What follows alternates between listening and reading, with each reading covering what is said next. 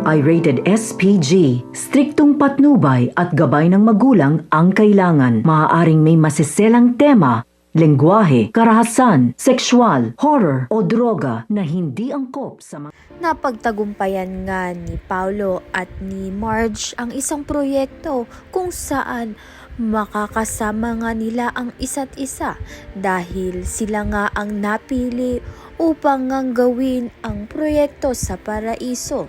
Kaya naman nga't dahil dito nagkaroon nga ng party, bigla naman ngang sumugod ang asawa nga nito ni Randall dahil hindi pa nga siya napapanatag na hiwalay na nga ng tuluyan nito ngang si Marge at Randall.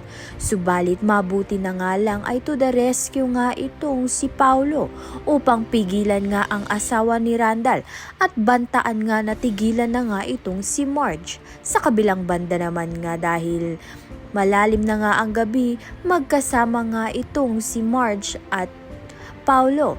Timing nga na natawagan ni Edward itong ang si Marge at narinig nga niyang magkasama ang kanyang kapatid na si Paulo at Marge at paghihinalaan niya ngang may nangyari sa kanilang dalawa.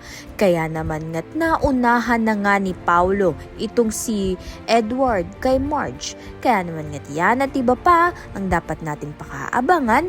Maraming salamat sa iyong panonood.